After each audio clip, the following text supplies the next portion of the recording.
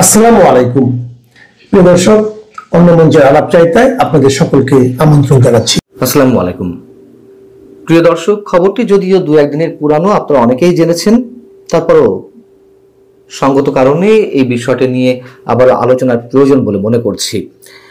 বিষয়টি হচ্ছে যে সাবেক প্রধানমন্ত্রী শেখ হাসিনার ভাগ্নি টিউলিপ সিদ্দিকীর বিরুদ্ধে দুদক যে মামলাটি দায়ের করেছে আদালতে, তার রায় দেওয়া হতে যাচ্ছে 1 ডিসেম্বর, এবং সেই মামলাকে কেন্দ্র করে দুদকের অভিযোগের বিরুদ্ধে টিউলিপ সিদ্দিকীর পক্ষে ব্রিটেনের যে 6 প্রখ্যাত আইনজীবী একটি চিঠি দিয়েছেন লন্ডনে বাংলাদেশ হাই কমিশনার বরাবর। তাতে আমাদের এটি ধরে নেওয়ার কোনো কারণ নেই যে এটি কেবলই মাত্র একটি প্রতিবাদ, কেবলই মাত্র একটি চিঠি বা একটা স্টেটমেন্ট, এটি মনে করার কোনো কারণ নেই। এই বিষয়টি অনেক দূর যেতে পারে এবং তাতে করে বর্তমান অন্তর্বর্তী সরকার বা সরকার প্রধান বা দুদকের উপরে বেশ মারাত্মক একটা প্রভাব পড়তে পারে। সেটি কি ধরনের আমি পরে বলছি, এবং এটি যে প্রভাব যথেষ্ট পড়বে তা নির্ভর করছে টিউলিপ সিদ্দিকী কত দূর যাবেন, তার পরবর্তী পদক্ষেপগুলো কি হবে। টিউলিপ সিদ্দিকী যে অনেক দূর যাবেন তারও একটা ধারণা আমরা পাই। কারা এই চিঠিতে স্বাক্ষর করেছেন, কারা তার জন্য লড়তে প্রস্তুত, তাদের সম্বন্ধে একটু ধারণা নিতে পারলে মোটামুটি আমরা সহজেই বুঝতে পারি। চিঠিতে স্বাক্ষর করেছেন কারা, কাদের পক্ষ থেকে চিঠি দেওয়া হয়েছে? এই চিঠিতে স্বাক্ষর করেছেন ডমিনিক গ্রিভ, কেসি। কেসি সম্পর্কে আমাদের হয়তো অনেকে ধারণা নেই, অনেকে ধারণা থাকতে পারে, অর্থাৎ কিংস কাউন্সিল। কিংস কাউন্সিল আগে ছিল কুইন্স কাউন্সিল, যেহেতু ব্রিটেনের রানী শাসিত ছিল বা রানীর সর্বোচ্চ পদমর্যাদা ছিল, শাসিত ঠিক নয়, এখন তো রাজা চার্লস, সেহেতু এখন বলা হয় কিংস কাউন্সিল, অর্থাৎ সর্বোচ্চ উপাধিপ্রাপ্ত আইনজীবী পেশায় সিনিয়র লয়ার হিসাবে। এই ডমিনিক গ্রিভ আবার একজন সাবেক অ্যাটর্নি জেনারেল, যিনি কাজ করেছেন 2010 থেকে 2014 সাল পর্যন্ত, এবং ডেভিড ক্যামেরন, আপনারা বুঝতেই পারছেন, কনজারভেটিভ পার্টি যিনি প্রধানমন্ত্রী ছিলেন সেই সময়, তার সরকারের সময়। আরেকজন রয়েছেন রবার্ট বাকল্যান্ড, তিনিও কেসি, এবং যথারীতি তিনিও একজন সাবেক অ্যাটর্নি জেনারেল। রয়েছেন ডেভিড গক, কনজারভেটিভ পার্টির সাবেক বিচারমন্ত্রী, জাস্টিস সেক্রেটারি। আমাদের মনে রাখা দরকার যে টিউলিপ সিদ্দিকী লেবার পার্টির সংসদ সদস্য এই মুহূর্তে। যখন তিনি পদত্যাগ করলেন তার আগে, মানে কোন পদে ছিলেন, কোত্থেকে পদত্যাগ করলেন, তিনি ব্রিটেনের অর্থ মন্ত্রণালয়ের সিটি মিনিস্টার ছিলেন। কিন্তু তার পক্ষে আছেন কারা? তার নিজ দলের লোকেরা আছেন বটেই, একই সঙ্গে বিরোধী দল কনজারভেটিভ পার্টির অনুগত বা এই সময় কাজ করা বাঘা বাঘা আইনবিদ, এমনকি সাবেক বিচারমন্ত্রীও রয়েছেন। চেরি ব্লেয়ার, তিনিও কেসি, নামটা শুনেই বুঝতে পারছেন যে লেবার দলের সাবেক প্রধানমন্ত্রী টনি ব্লেয়ারের স্ত্রী। রয়েছেন প্রফেসর ফিলিপ স্যান্ডস, তিনিও কেসি, কিংস কাউন্সিল, এবং জেফ্রি রবার্টসন একইভাবে তিনিও কেসি। অতএব আমাদেরকে এটুকু সহজেই ধরে নিতে হবে যে টিউলিপ সিদ্দিকী যখন নেমেছেন বেশ আটঘাট বেঁধে নেমেছেন। এখন বিষয় হচ্ছে যে কি ধরনের প্রভাব পড়তে পারে বর্তমান সরকার, সরকার প্রধান কিংবা দুদকের উপরে। যেহেতু এ ধরনের প্রখ্যাত সব আইনজীবী টিউলিপ সিদ্দিকীর পক্ষে লড়ার জন্য প্রস্তুত, সেই জায়গা থেকে টিউলিপ সিদ্দিকী যদি মানহানির কোনো মামলা ঠুকে দেন এবং সেখানে টিউলিপ সিদ্দিকীর জয়লাভ হয়, সেক্ষেত্রে বড় অঙ্কের টাকা ক্ষতিপূরণ হিসেবে গোনা লাগতে পারে ডক্টর মোহাম্মদ ইউনূসের জন্য। বড় ধরনের ক্ষতিপূরণ দেওয়া লাগতে পারে দুদককেও, দুর্নীতি দমন কমিশনকেও।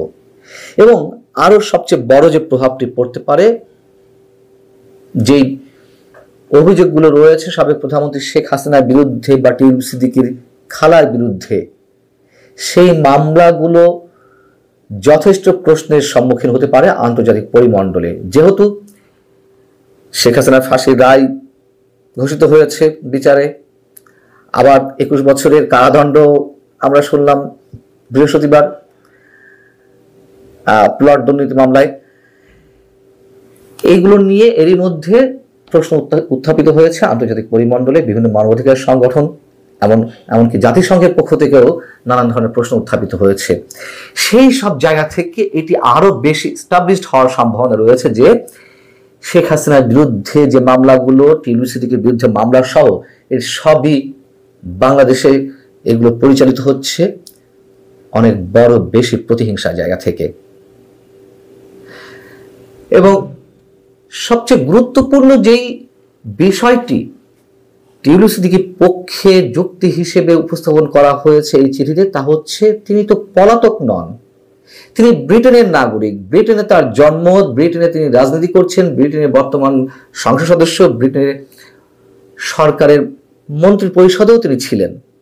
এখানে যে কথাটি বলা হচ্ছে তা হচ্ছে এরকম যে মিসেস সিদ্দিকীর বিরুদ্ধে যে অভিযোগ দায়ের করা হয়েছে সেই অভিযোগ এবং প্রমাণের সাথে সম্পর্কিত কোনো তথ্য উপস্থাপন করা হয়নি, বরং মিডিয়া রিপোর্ট থেকে দেখা যাচ্ছে যে যদিও তিনি যুক্তরাজ্যে জন্মগ্রহণ করেছিলেন এবং তার প্রাপ্তবয়স্ক জীবন এখানেই কাটিয়েছেন, তবু তার সাথে এমন আচরণ করা হচ্ছে যেন তিনি একজন বাংলাদেশি নাগরিক এবং বাংলাদেশে বসবাস করছেন।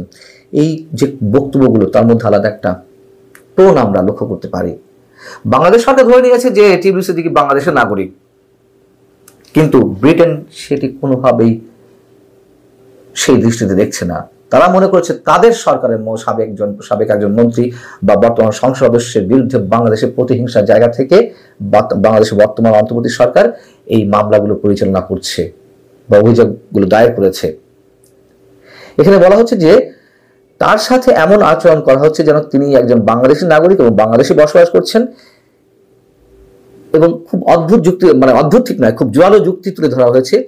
তিনি যেসব নথিপত্র দেখেননি সেগুলি প্রসিকিউশন কর্তৃক বাংলাদেশের ঠিকানাগুলোতে পাঠানো হয়েছে, যেগুলির সম্পর্কে তার কোনো জ্ঞান বা সংযোগ নেই বলে তিনি দাবি করছেন। অর্থাৎ টিউলিপ সিদ্দিকীর বিরুদ্ধে যে অভিযোগ বা নানান ধরনের নথিপত্র কোথায় পাঠানো হচ্ছে, বাংলাদেশের কোনো একটি ঠিকানাতে টিউলিপ সিদ্দিকী একটি ঠিকানা পাওয়া গেছে বা দুদক মনে করেছে এটি তার ঠিকানা, সেগুলোই তাদের নথিপত্রে সংযুক্ত করা হয়েছে এবং সেখানে যাচ্ছে। বলা হচ্ছে যে এই নথিপত্রগুলির জবাব দিতে এবং আদালতে হাজির হতে না পারার কারণে দুদক এবং প্রসিকিউশন এই সিদ্ধান্তে উপনীত হয়েছে যে মিসেস সিদ্দিক একজন পলাতক এবং অনুপস্থিতি তার বিচার করা যেতে পারে। এই ধরনের প্রক্রিয়া কৃত্রিম এবং মামলা পরিচালনার একটি কল্পিত এবং অন্যায্য উপায়। যেহেতু তিনি যুক্তরাজ্যে থাকেন এবং যুক্তরাজ্যের একজন নাগরিক, তাই তিনি স্পষ্টতই পলাতক নন। তিনি একজন নির্বাচিত সংসদ সদস্য যার সাথে হাউস অফ কমন্সে যোগাযোগ করা যেতে পারে। মানে বলা যাচ্ছে যে সরকার যে আসলে এগুলো ইচ্ছাকৃতভাবে তাকে জবাব দেওয়ার সুযোগ দেওয়া হচ্ছে না, তিনি যাতে মামলায় লড়তে না পারেন সেই সুযোগগুলো দেওয়া হচ্ছে না। তিনি তো ব্রিটিশ এমপি, এটি বাংলাদেশ সরকারের খুব ভালোভাবেই জানার কথা, সবাই জানে। তাহলে ব্রিটিশ পার্লামেন্টে তার ঠিকানায় কেন পাঠানো হয়নি তার চিঠিপত্রগুলো? তারা বলছেন, এই 6 প্রখ্যাত আইনজীবী, যদি তার প্রত্যর্পণের জন্য উপযুক্ত কারণ থাকে তবে অভিযোগের মুখোমুখি হওয়ার জন্য তাকে বাংলাদেশে প্রত্যর্পণ করা হবে। যে যথাযথ প্রসিডিউর মেনে তার বিরুদ্ধে যত যা অভিযোগপত্র সব পাঠানো হোক, তাকে নক করা হোক, এবং তিনি প্রস্তুত, তাকে পাঠানো হবে, আমরা তার হয়ে লড়ব। যুক্তরাজ্যের পার্লামেন্ট সদস্য টিউলিপ সিদ্দিকী বাংলাদেশের নাগরিকত্ব রয়েছে, একথা আবার দুদক গণমাধ্যমে জানিয়েছে। এর আগে দুদকের আইনজীবী যুক্তরাজ্য ভিত্তিক যে একটি প্রভাবশালী গণমাধ্যম ফিনান্সিয়াল টাইমসকে এই তথ্য আগে জানিয়েছিল। যদিও টিউলিপ বলে আসছেন যে বাংলাদেশে তার কোনো নাগরিকত্ব নেই, এবং এটা তো খুব সহজে বোঝা যায় যে এই ধরনের কোনো কিছু যদি থাকতো তাহলে তিনি সেখানে রাজনীতিই করতে পারতেন না। এত সহজ না বিষয়গুলো। এছাড়া ওই চিঠিতে আরো অনেক বিষয় উল্লেখিত হয়েছে যেগুলো আপনারা এর মধ্যে জেনেছেন, যে তাকে মামলার জন্য ন্যূনতম অধিকারটুকু দেওয়া হয়নি এবং তার আইনজীবী নিয়োগের সুযোগ দেওয়া হয়নি, তিনি যে আইনজীবী নিয়োগ দিয়েছিলেন তাকে গৃহবন্দী করে রাখা হয়েছে, তাকে হত্যার তার মেয়েকে হত্যার হুমকি দেওয়া হয়েছে, এরকম আরো বেশ কিছু অভিযোগ করা হয়েছে। শেষে এখানে বলা হচ্ছে যে ক্ষমতাসীনরা দুদকের পক্ষ থেকে বা সরকারি দল তো নয়, মানে সরকারের কর্তা ব্যক্তিদের মধ্য থেকে অনেকে এমন সব মন্তব্য দিনের পর দিন অসংখ্যবার গণমাধ্যমে করা হয়েছে, এমনকি ডক্টর মোহাম্মদ ইউনূসও করেছেন টিউলিপ সিদ্দিকীর বিরুদ্ধে অযাচিত মন্তব্য। তাতে করে এই 6 প্রখ্যাত আইনজীবী মনে করছেন যে এটি কোনোভাবে, এই বিচার প্রক্রিয়া কোনোভাবে নিরপেক্ষ এবং হস্তক্ষেপ মুক্ত নয়। আমাদের এখন দেখার বিষয় টিউলিপ সিদ্দিকী আসলে কত দূর যান। বাংলাদেশে আইনের আকাশের জন্য মেঘ আর রোদের খেলা চলছে। 17 থেকে 27 নভেম্বর মাত্র 10 দিনের ব্যবধানে মৃত্যুদণ্ডের পর সাবেক প্রধানমন্ত্রী শেখ হাসিনাকে দেওয়া হলো 21 বছরের সশ্রম কারাদণ্ড। সাথে বোনাস হিসেবে তার ছেলে সজীব ওয়াজেদ জয় এবং মেয়ে সাইমা ওয়াজেদ পুতুলকেও দিয়েছে 5 বছর করে জেল। এই রায়ে বড় একটি প্রশ্ন উঠেছে। প্লটের আবেদন শেখ হাসিনা ও তার পরিবারের সদস্যরা করেননি, আবার অনিয়ম করেছে রাজুক। সেখানে শেখ হাসিনার চেয়ে রাজুকের কর্মকর্তারা কেন কম শাস্তি পেলেন? দর্শক, আইনি পালা যখন এই ঝড়, ঠিক তখনই আরেক ঝড় তুললেন সুপ্রিম কোর্টের জ্যেষ্ঠ আইনজীবী অ্যাডভোকেট জেরাই খান পান্না। আন্তর্জাতিক অপরাধ ট্রাইব্যুনালে তিনি শেখ হাসিনার স্টেট ডিফেন্স হিসেবে লড়বেন না বলে ঘোষণা দিয়েছেন। নিয়োগের অনুমোদন পাওয়ার 5 দিনের মাথায় বললেন ভুল করেছেন, যে আদালতের প্রতি শেখ হাসিনার আস্থা নেই এবং আন্তর্জাতিকভাবে বিতর্কিত, সেখানে তিনি রাষ্ট্র নিয়োজিত আইনজীবীর পদ নিতে আগ্রহী নন। আইন বিশেষজ্ঞরা বলছেন আইসিটি নিয়ে আস্থার সংকট বাড়িয়ে দিলেন জেরাই খান পান্না। কারণ জনাব পান্না যে অভিযোগ তুলে সরে গেলেন, একদিন আগে সেই একই অভিযোগ এসেছে আটলান্টিকের উপর থেকে। লন্ডনের হাউজ অব লর্ডসের সেমিনার কক্ষে অনুষ্ঠিত এক সেমিনারে ব্রিটিশ রাজনীতিবিদ ও আইনজীবীরা বলেছেন, বাংলাদেশের অন্তর্বর্তী সরকার আন্তর্জাতিক অপরাধ ট্রাইব্যুনালের মাধ্যমে ন্যায় বিচারকে ধুলোয় মিশিয়ে দিয়েছে। দর্শক, যেন তেন আইনজীবী নয়, এই কথাটি বলেছেন নামকরা ব্রিটিশ আইনজীবী জন ক্যামিক, যিনি 2011 সালে বাংলাদেশের আন্তর্জাতিক অপরাধ ট্রাইব্যুনালে মানবতা বিরোধী অপরাধে জামাত ইসলামের শীর্ষ নেতাদের বিরুদ্ধে মামলার আইনজীবীদের একজন ছিলেন। আবার একই অভিযোগ তুলে ধরেছে আন্তর্জাতিক মানবাধিকার সংস্থা ও বিদেশি নামকরা আইনজীবীরা। প্রশ্ন উঠেছে, বাংলাদেশের অন্তর্বর্তী সরকারের আমলে বিচার কি আইনের গতিতে চলছে, নাকি রাজনীতি তার থেকেও দ্রুত দৌড়াচ্ছে? এর আড়ালে কি লুকিয়ে আছে পুরনো সেই কৌশল যে আমরা মাইনাস ফর্মুলা নামে চিনি, যা প্রধান রাজনৈতিক প্রতিদ্বন্দ্বীকে নির্বাচন থেকে দূরে রাখার এক মোক্ষম চাল? বিস্তারিত জানতে চলুন যাওয়া যাক বিশ্লেষণে।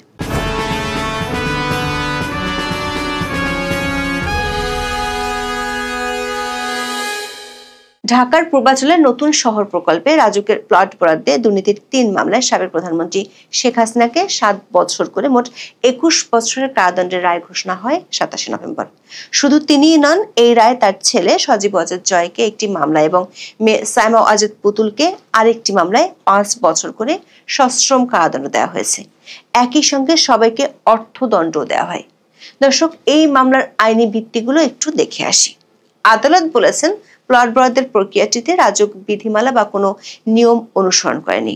মামলার অভিযোগে বলা হয়, শেখ হাসিনা 2009 সালে প্রধানমন্ত্রী হওয়ার পর ক্ষমতার অপব্যবহার করে পূর্বাঞ্চলের নতুন শহর প্রকল্পে নিজের এবং পরিবারের অন্য সদস্যদেরও নামে 6টি প্লট বরাদ্দ দেন। তবে এসব প্লট বরাদ্দ পেতে তিনি নিজ থেকে কোনো আবেদন করেননি। অথচ রাজধানী উন্নয়ন কর্তৃপক্ষ বা রাজুকের নিয়ম অনুযায়ী প্লট বরাদ্দ পেতে হলে প্রার্থীকে অবশ্যই আবেদন করতে হয়। রাজুক যে বিধি মেনে প্লট বরাদ্দ দেয়, সেই বিধির 5 নম্বর ধারায় বলা আছে, প্রেসক্রাইবড ফর্ম ছাড়া আবেদন করা যাবে না। কিন্তু আদালত জানিয়েছেন, শেখ হাসিনার ক্ষেত্রে প্রেসক্রাইবড ফর্মে কোনো আবেদনই ছিল না, বরং তৎকালীন প্রতিমন্ত্রী শরীফ আহমেদের নির্দেশে বিধি লঙ্ঘন করে প্লট বরাদ্দের নোট তৈরি করা হয়। এর মানে হলো আবেদনকারী ছাড়াই প্লট বরাদ্দ। বিষয়টি যেন দোকানে না গিয়ে পিৎজা হোম ডেলিভারি পাওয়ার মতো ঘটনা। সেক্ষেত্রে প্রশ্ন উঠেছে, এতে দোষ কার? পিৎজা শপের, নাকি ডেলিভারি ম্যানের, নাকি যিনি পিৎজাটি রিসিভ করলেন তার? এই রায়ের সবচেয়ে গুরুত্বপূর্ণ বিশ্লেষণের দিক হলো এর দায়ভার বন্টনে ভারসাম্যহীনতা। আদালত নিজেই পর্যবেক্ষণ করেছেন যে রাজুক ও গৃহায়ণ ও গণপূর্ত মন্ত্রণালয় অন্যায় করেছে। আদালত বলেছেন রাজুকই যদি আইন না মানে তাহলে কে মানবে? যদি প্লট বরাদ্দ আইনি মৌলিকভাবে ত্রুটিপূর্ণ হয় তবে প্রধানত রাজুক কর্মকর্তাদের উপর কঠোর শাস্তির প্রয়োজন ছিল। কিন্তু রায় পর্যালোচনা করে দেখা যায় শেখ হাসিনা 21 বছরের সাজা পেলেও এই প্রক্রিয়ার সঙ্গে জড়িত রাজুকের সাবেক সদস্য খুরশিদ আলমকে মাত্র 1 বছরের কারাদণ্ড দেওয়া হয়েছে। অন্যদিকে গণপূর্ত মন্ত্রণালয়ের কর্মকর্তা সাইফুল ইসলাম সরকারকে বেকসুর খালাস দেওয়া হয়েছে। স্বাভাবিকভাবে এই রায়টিও রাজনৈতিক কিনা সে প্রশ্ন তুলছেন কোনো আইন বিশেষজ্ঞ। দর্শক, আন্তর্জাতিক আদালত থেকে নিজেকে সরিয়ে নেওয়ার কথা জানিয়ে 27 নভেম্বর ফেসবুকে লাইভ করেন সুপ্রিম কোর্টের আইনজীবী জেরাই খান পান্না।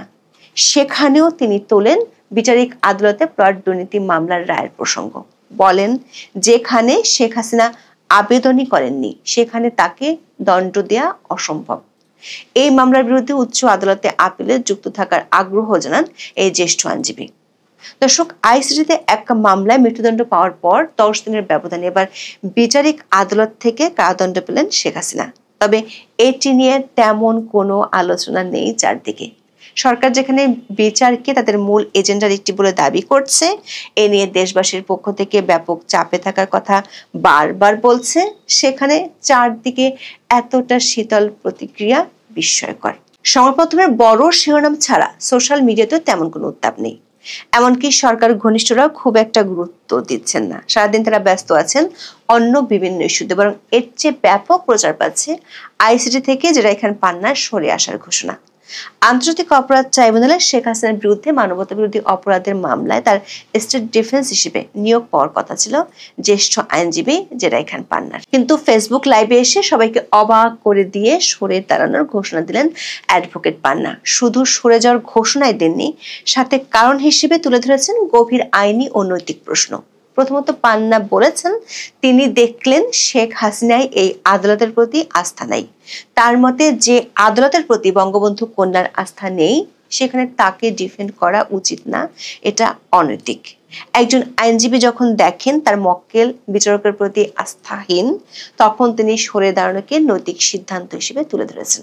ট্রাইব্যুনালে শেখ হাসিনার বিরুদ্ধে মামলার বিচার এবং মৃত্যুদণ্ডের রায় নিয়ে আন্তর্জাতিক অঙ্গনে ব্যাপক সমালোচনার প্রসঙ্গ তুলে ধরেন পান্না। আদালতের সঠিক উপায়ে অভিযুক্তকে ডিফেন্ড করার অবস্থা আছে কি না তা নিয়েও জানান সংশয়। বলেন, এমন অবস্থায় মামলা জড়িত হয়ে কোনো লাভ নেই।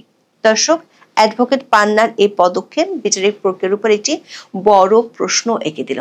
আইসিটি এমনিতেই গত সরকার আমল থেকে আন্তর্জাতিকভাবে সমালোচিত একটি আদালত। সেখানে একজন সিনিয়র আইনজীবীর এভাবে সরে দাঁড়ানো এবং তার মক্কেলের অনাস্থাকে কারণ হিসেবে দেখিয়ে বিচার বিভাগের নিরপেক্ষতাকে সরাসরি চ্যালেঞ্জ করা একটি বিশাল নৈতিক ও রাজনৈতিক বিবৃতি হিসেবে ধরে নেওয়া যেতে পারে। কারণ অ্যাডভোকেট পান্না প্রশ্ন ছুড়ে দিয়েছেন, জনগণ দেখেন কতখানি আস্থাশীল বিচার বিভাগের প্রতি। দর্শক, জেরাই খান পান্না এমন এক সময় এসব গুরুতর অভিযোগ তুলে সরে দাঁড়ালেন যখন আইসিটি নিয়ে সমালোচনার পাহাড় দেখা যাচ্ছে আন্তর্জাতিক মহলেও। এই রায় বাংলাদেশের বিভাজনকে আরো উস্কে দিতে পারে বলে আশঙ্কা করছে প্রভাবশালী মানবাধিকার সংস্থাগুলো। বিচার প্রক্রিয়া গুরুতর দুর্বলতার অভিযোগ তোলা হয়েছে। সমালোচনার মিছিলে যোগ দিয়েছে অন্তর্বর্তী সরকারের ঘনিষ্ঠ হিসেবে পরিচিত আন্তর্জাতিক সংস্থাগুলো। হিউম্যান রাইটস ওয়াচের মতো প্রভাবশালী মানবাধিকার সংস্থা শেখ হাসিনাকে বাংলাদেশে প্রত্যর্পণ না করার জন্য ভারতের প্রতি সরাসরি আহ্বান জানিয়েছে। জাতিসংঘ বলছে অভিযুক্তদের অনুপস্থিতিতে বিচার করে মৃত্যুদণ্ড দেওয়ার কারণে আন্তর্জাতিক মান ক্ষুণ্ণ হয়েছে। আবার শেখ হাসিনার মৃত্যুদণ্ডের রায়কে চ্যালেঞ্জ করে জাতিসংঘে যাওয়ার ঘোষণা দিয়েছে ইন্টারন্যাশনাল কাউন্সিল অফ জুরিস্টস। রায় নিয়ে অ্যামনেস্টি ইন্টারন্যাশনালের প্রশ্ন তুলেছে। আন্তর্জাতিক সম্প্রদায়ের এসব উদ্বেগ মূলত ন্যায্য বিচার বা ফেয়ার ট্রায়াল নিশ্চিত করা এবং বিচারিক প্রক্রিয়ার পদ্ধতিগত ত্রুটিগুলো নিয়ে। ক্ষমতাচ্যুত রাজনৈতিক নেতার ক্ষেত্রে এই ধরনের রায় আন্তর্জাতিক মানদণ্ড পূরণ করছে কি না সেটাই এখন তাদের কাছে মূল প্রশ্ন। আন্তর্জাতিক মহল বাংলাদেশের বিচারিক প্রক্রিয়াকে অতীতের রাজনৈতিক প্রতিহিংসার মামলা হিসেবে দেখতে শুরু করেছে। সবশেষ তোপটি যিনি দাগিয়েছেন বহু আগে থেকেই বাংলাদেশের আইসিটি আদালতের সাথে তার নামটি জড়িয়ে আছে। তিনি হলেন ব্রিটিশ আইনজীবী জন ক্যামেক, যিনি আরো 2 ব্রিটিশ আইনজীবীর সঙ্গে 2011 সালে বাংলাদেশের আন্তর্জাতিক অপরাধ ট্রাইব্যুনালে মানবতা বিরোধী অপরাধে জামাত ইসলামের শীর্ষ নেতাদের বিরুদ্ধে মামলার আইনজীবীদের একজন ছিলেন। আইসিটি নিয়ে তিনি জামাতের পক্ষে প্রচার চালিয়েছেন জাতিসংঘ, ইউরোপীয় ইউনিয়ন সহ বিভিন্ন প্রভাবশালী মহলে। শুধু জন ক্যামেক নয়, 26শে নভেম্বর লন্ডনের হাউস অব লর্ডসের সেমিনার কক্ষে অনুষ্ঠিত ওই সভায় বাংলাদেশের অন্তর্বর্তী সরকারের বিচার প্রক্রিয়া নিয়ে এক হাত নিয়েছেন Iain Duncan Smith MP, Simon Tanjuk, Lord Carlile KC, Alice স্টুটাফোর্ডের মতো ব্রিটেনের নামকরা সংসদ সদস্য ও আইনজীবীরা। সেমিনারটিতে জন ক্যামেক বলেছেন, অধ্যাপক ইউনূসের অন্তর্বর্তীকালীন সরকারের সামনে নতুন কিছু করার সুযোগ ছিল। তারা শেখ হাসিনার বিরুদ্ধে দেশি আইনের অধীনে দেশি আদালতে মামলা করতে পারত। দুর্ভাগ্যবশত মনে হচ্ছে শেখ হাসিনার উপর বিচার চাপিয়ে দেওয়া হয়েছে, যেটাকে বিজয়ী ন্যায় বিচার বলে। অন্তর্বর্তী সরকার আইসিটিকে ধুলোয় মিশিয়ে দিয়েছে অভিযোগ করে তিনি বলেন, কিন্তু তাতে বাংলাদেশি জনগণের কাছে ন্যায় বিচার আসেনি। সাম্প্রদায়িক সহিংসতা, ধর্মীয় স্থানগুলোতে ক্ষয়ক্ষতি, আওয়ামী লীগের উপর নিষেধাজ্ঞা ইঙ্গিত দেয় 2024 সালের বিদ্রোহ কেবল দুষ্ট চক্রের আরেকটি মোড়। অন্তর্বর্তী সরকার পরে কার্যকরভাবে আরেকটি একদলীয় সরকার হওয়ার সম্ভাবনা তৈরি হচ্ছে ফেব্রুয়ারির নির্বাচনের মাধ্যমে। বাংলাদেশে মতবিরোধ যত ব্যাপক হবে, জাতি তত বেশি অস্থির ও হিংস্র হয়ে উঠবে বলে সতর্ক করেন ব্রিটিশ আইনজীবী জন ক্যামেক। বলেন, দেশ অস্থিতিশীল হলে বিনিয়োগ কমবে, আর কম প্রবৃদ্ধি দারিদ্র্য সৃষ্টি করে, যা ভিন্নমত বৃদ্ধি করে এবং চক্রটি সর্পিলভাবে নিচে নেমে আসে, যতক্ষণ না পরবর্তী সংকট দেশকে আরো অস্থিরতার মধ্যে ফেলে। দর্শক, শুধু বিচার নিয়ে অসন্তোষী নয়, আটলান্টিকের ওপারের এই সেমিনার থেকে আরো একটি বার্তা অধ্যাপক ইউনূসের জন্য দেওয়া হয়েছে। সেটি হলো, নির্বাচনটা যেন সবার জন্য হয়। সেমিনারে প্রভাবশালী কয়েকজন ব্রিটিশ রাজনীতিবিদ বিএনপি ও জামাত ইসলামীর নেতাদের সামনে বলেছেন, অন্তর্ভুক্তিমূলক নির্বাচনের দাবি মানেই হলো দেশের অন্যতম প্রধান রাজনৈতিক শক্তিকে বাইরে রেখে কোনো নির্বাচন গ্রহণযোগ্য হবে না। যে বার্তাটি এরই মধ্যে কমনওয়েলথ সহ অনেকেই সরকারকে দিয়েছেন। দর্শক, একদিকে বিচার প্রক্রিয়া নিয়ে আন্তর্জাতিক মহলের বড় বড় প্রশ্ন, ঠিক তার মধ্যে নৈতিকতা ও ন্যায় বিচার নিয়ে প্রশ্ন তুলে সরে গেলেন জেরাইখান পান্না। বিষয়টি এমন এক সময় হচ্ছে যখন সরকার বলছে বিচার ও নির্বাচন দুটোই তারা করবে, কিন্তু সেই নির্বাচনের গ্রহণযোগ্যতা নিয়ে সরকারের মিত্ররাই প্রশ্ন তুলছে। ব্যাপারটা অনেকটা সেই রোলার কোস্টারের মতো, যার ব্রেক ফেল করেছে। কখন কোথায় গিয়ে থামবে কেউ জানে না। সামনে হয় রাষ্ট্র সংস্কার হবে, না হয় অস্থিরতা বাড়বে। তবে সামনে যাই হোক, দেশের অস্থিরতা বাড়াতে সিদ্ধহস্ত সরকারের জন্য যে আপাতত অস্বস্তি তৈরি হয়েছে, সেটা বলাই বাহুল্য। এখন এ পর্যন্ত। সবাই ভালো থাকুন।